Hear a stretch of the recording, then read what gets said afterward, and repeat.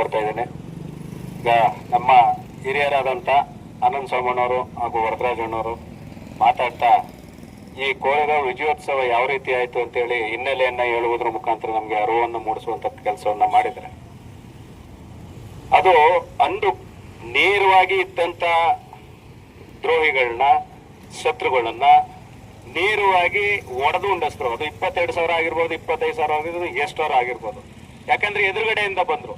ಆದ್ರೆ ಈಗ ನಮ್ಮಲ್ಲಿರುವಂತ ಶತ್ರುಗಳಿದಾರಲ್ಲ, ಹಿತಶತ್ರುಗಳು, ಈ ಹಿತಶತ್ರುಗಳನ್ನ ಒಡ್ಲಿಕ್ಕೆ ನಾವು ಹೋರಾಟ ಮಾಡ್ಕೊಂಡೇ ಬರ್ತಾ ಇದೀವಿ. ತಿಂಗಳಲ್ಲಿ ದಲಿತ ಪ್ರಗತಿಪರ ಸಂಘಟನೆಗಳು ತಿಂಗಳಲ್ಲಿ 2-3 ಸ್ಟ್ರೈಕ್ಗಳನ್ನ ಮಾಡ್ತಾ ಇದಾವೆ. ಏನು ಮನವಿ ಪತ್ರಗಳನ್ನ ಕೊಡ್ತಾ ಇದಾವೆ. ಆಳುವಂತ ಸರ್ಕಾರಗಳು, ಆಳುವಂತ ನಾಯಕರು, ಜನಪ್ರತಿನಿಧಿಗಳು ಬರೀ ಆಶ್ವಾಸನೆಗಳ ಮುಖಾಂತರ ನಮ್ಮ ಜನರ ಶಕ್ತಿಯನ್ನ ತಾವು ಪಡೆದು ಶಕ್ತಿವಂತರಾಗಿ, ಅವರು ಶಕ್ತಿವಂತರಾದ್ಮೇಲೆ ನಮ್ಮನ್ನ ಶಕ್ತಿಹೀನರಾಗಿ ಮಾಡ್ತಿರುವಂತದ್ದು ದುರದೃಷ್ಟಕರ. ಹಾಗಾಗಿ ಏನು ನಮ್ಮ ಹಿರಿಯರು ಹಾಕೊಟ್ಟಂತ ಮಾರ್ಗದರ್ಶನದಲ್ಲಿ ನಾವು ನಡಿಬೇಕಾಗ್ತದೆ. ಜೊತೆಗೆ ಏನು ಈ ಕೋರೆಗಾಂವ್ ವಿಜಯೋತ್ಸವ ನಮಗೊಂದು ಆದರ್ಶಪ್ರಾಯವಾದಂತ ಯುದ್ಧ. ಯಾಕಂತ ಹೇಳಿದ್ರೆ ಮನುಷ್ಯ ಒಂದು ಗುರಿ, ಛಲ ಮತ್ತು ನಡೆ ಎಲ್ಲ ಕರೆಕ್ಟ್ ಆಗಿದ್ರೆ ಏನ್ ಬೇಕಾದ್ರೂ ಸಾಧಿಸಬಹುದು ಅನ್ನೋದು ಆ ಒಂದು ಯುದ್ಧದ ಒಂದು ಪ್ರೇರೇಪಣೆ ಆಗಿರ್ತದೆ. ಕಾರಣವಾದ್ರೂ ಇಷ್ಟೇ, ಅವ್ರ 22,000 ಜನ ಸೈನಿಕರು, ಅವರು ಸೈನಿಕರೇ, ಇವರು ಸೈನಿಕರೇ. ಆದ್ರೆ ಇವ್ರ ಮನಸ್ಸಿನಲ್ಲಿ ನನ್ನ ಜನಕ್ಕೆ ಒಂದು ಅಕ್ಷರ ಕೊಡಿಸ್ಬೇಕು, ಸಮಾನತೆ ಕೊಡಿಸ್ಬೇಕು, ವಿದ್ಯೆ ಕೊಡಿಸ್ಬೇಕು ಅನ್ನುವ ಒಂದು ಅಚಲವಾದಂತ ಗುರಿ ಇತ್ತು ಮತ್ತು ಧ್ಯೇಯ ಇತ್ತು. ಅವೆರಡನ್ನ ಇಟ್ಕೊಂಡು ಹೋರಾಟ ಮಾಡಿದಕ್ಕೆ ನಮ್ಗೆ ಸುಲಭವಾಗಿ ಜಯ ಸಿಕ್ತು. ಹಾಗಾಗಿ ಎಲ್ಲ ನಮ್ಮ ಬಂಧುಗಳು ನಮ್ಮಲ್ಲಿರುವಂತ ಕೆಲವು ಹಿತಶತ್ರುಗಳನ್ನ ಫಸ್ಟ್ ತಿಳ್ಕೊಂಡು ಅವ್ರ ವಿರುದ್ಧ ಹೋರಾಟ ಮಾಡೋಣ, ಅವ್ರನ್ನ ಸರಿ ಮಾಡಿ ಇಲ್ಲಿ ಎಲ್ಲಾ ಸಂಘಟನೆಗಳು ಇಲ್ಲಿ ಬಂದು ಮಾಡ್ಬೇಕಾಯ್ತು. ಇವತ್ತು ಬಹಳ ಬೇಸರ ಆಗ್ತದೆ. ಯಾಕಂದ್ರೆ ಹುಣಸೂರಲ್ಲಿ ಅತಿ ಹೆಚ್ಚು ಇರುವಂತ ನಮ್ಮ ಬಹುಜನರು, ಅತಿ ಹೆಚ್ಚು ಜನ ಇದ್ದೀವಿ. ಆದ್ರೆ ನಾವು ಇಲ್ಲಿ ಇಷ್ಟು ಜನ ಸೇರ್ತಾ ಇರೋದು ಇದು ಸಾಂಕೇತಿಕವಾಗಿ ಅಂತ ರಾಮಕೃಷ್ಣನವರು ಹೇಳಿದ್ರೆ ಮುಂದಿನ ದಿನಗಳಲ್ಲಿ ಈ ಮಹಾರಾಷ್ಟ್ರದ ಪೇಶ್ವೆಗಳು ಏನು ಬ್ರಾಹ್ಮಣ್ಯವಾದವನ್ನ ಕಟ್ಟರ್ ಬ್ರಾಹ್ಮಣವಾದಿಗಳೇನಿದ್ದಾರೆ ಅವರ ವಿರುದ್ಧದ ವಿಜಯೋತ್ಸವ ಅಂತ ನಾವು ಈವರೆಗೆ ಭಾವಿಸ್ತಾ ಇದ್ದಾವೆ. ಅಂಬೇಡ್ಕರ್ ಅವರ ಸಂಬಂಧಿಗಳು, ಪ್ರಕಾಶ್ ಅಂಬೇಡ್ಕರ್ ಅವರ ಮೊಮ್ಮಗನ ಅಳಿಯವಾದಂತ ಆನಂದ್ ತೇಲ್ತುಂಬಿಯವರು ಕೂಡ ಚರಿತ್ರೆಯಲ್ಲಿ ವ್ಯಾಖ್ಯಾನಿಸ್ತಾರೆ. ಆವತ್ತಿನ 1918ರ ಸಂದರ್ಭದಲ್ಲಿ ದಲಿತ ಪ್ರಜ್ಞೆ ಅಥವಾ ದಲಿತ ಸಮುದಾಯ ಹೋರಾಟ, ಬ್ರಾಹ್ಮಣ ಸಹಾಯ ವಿರುದ್ಧ ಇನ್ನೂ ಅದು ಚಾಲ್ತಿಯಲ್ಲಿ ಇರಲಿಲ್ಲ. ಆ ತರ ಪರಿಭಾವಿಸ್ತಕ್ಕಂಥ ಸಂದರ್ಭ ಅದು ಇರಲಿಲ್ಲ.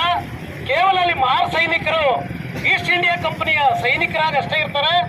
ಅದು ಯುದ್ಧ ಈಸ್ಟ್ ಇಂಡಿಯಾ ಕಂಪನಿ ಮತ್ತೆ ಮಹಾರಾಷ್ಟ್ರ ಸರ್ಕಾರದ ವಿರುದ್ಧದ ಹೋರಾಟವಾಗಿರ್ತದೆ. ಅದನ್ನು ನಾವು ನಮ್ಮ ಪುಣೆಯ ಕೊರೆಗಾಂವ್ ಅನ್ನೋ ಒಂದು ಊರು, ಅದು ಭೀಮಾ ನದಿಯ ತೀರದಲ್ಲಿದೆ. ಅಲ್ಲಿ ಈಸ್ಟ್ ಇಂಡಿಯಾ ಕಂಪನಿಯ ಮತ್ತೆ ಮಹಾರಾಷ್ಟ್ರದ ನಡುವಿನ ಯುದ್ಧ ಅದು ಎಲ್ಲರೂ ಭಾವಿಸ್ದಂಗೆ ಮತ್ತೆ ಈವರೆಗೆ ಒಂದು ರೂಢಿಲಿರದಂಗೆ ಕೇವಲ 500 ಸೈನಿಕರು, ಅದರಲ್ಲಿ ಸಂಪೂರ್ಣ ಮಹರ್ ಸೈನಿಕರಿದ್ರು. ಅವರು ಮಹಾರಾಷ್ಟ್ರದ ಪೇಶ್ವೆಗಳ ವಿರುದ್ಧ ಬೃಹತ್ ಸೈನ್ಯ ಅವ್ರದ್ದು. ಆ ಬೃಹತ್ ಸೈನ್ಯದ ವಿರುದ್ಧ ತಮ್ಮ ಇಷ್ಟವನ್ನ ಸಾರಿ ಬಹಳ ಪ್ರಬಲವಾದ ಪ್ರತಿರೋಧವನ್ನು ನೀಡಿ ಅವರ ವಿಜಯ ಆಗ್ತಾರೆ. ಅದು ಕೊನೆಯ ಆಂಗ್ಲೋ ಇಂಡಿಯಾ ಮತ್ತೆ ಮಹಾರಾಷ್ಟ್ರದ ಯುದ್ಧ ಆಗುತ್ತೆ. ಅಲ್ಲಿ ಬ್ರಿಟಿಷ್ ಸಾಮ್ರಾಜ್ಯ ಗೆಲ್ಲುತ್ತೆ.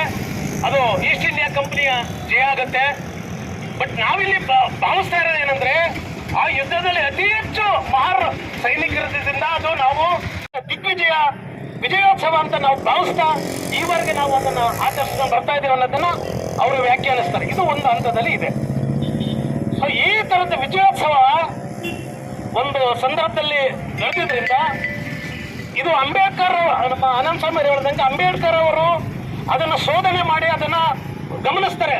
1927ರಲ್ಲಿ ಅಂಬೇಡ್ಕರ್ ಅವರು ಭೀಮಾ ಕೊರೆಗಾಂವ್ ವಿಜಯೋತ್ಸವ ಏನ್ ನಡೆದಿದೆ ಅಲ್ಲಿ ವಿಜಯ ಸ್ತಂಭವನ್ನ ಸ್ಥಾಪಿಸಿದ ಆ ಸ್ಥಳಕ್ಕೆ ಭೇಟಿ ನೀಡಿ ಮಹಾರ ಸಮುದಾಯ ಹೋರಾಟದಲ್ಲಿ ಏನು ವಿಜಯೋತ್ಸವನ ಸಾಧಿಸಿತೋ ಅದನ್ನ ನಮ್ಮ ಸಾಂಕೇತಿಕ ಸ್ವಾಭಿಮಾನದ ಸಂಕೇತವಾಗಿ ನಾವು 2017ರಲ್ಲಿ ಪುಣೆಯಲ್ಲಿ ಏನು ವಿಜಯ ಸ್ತಂಭ ಇದೆಯೋ ಭೀಮಾ ಕೊರೆಗಾಂವ್ ಯುದ್ಧ ವಿಜಯೋತ್ಸವದಲ್ಲಿ ಏನು ವೀರ ಮರಣ ನಪ್ಪಿರ್ತಕ್ಕಂಥ 22 ಜನರ ಮಹಾರ್ ಸೈನಿಕರ ಹೆಸರಿನಿರ್ತಕ್ಕಂಥ ವಿಜಯ ಸ್ತಂಭದ ಬಳಿ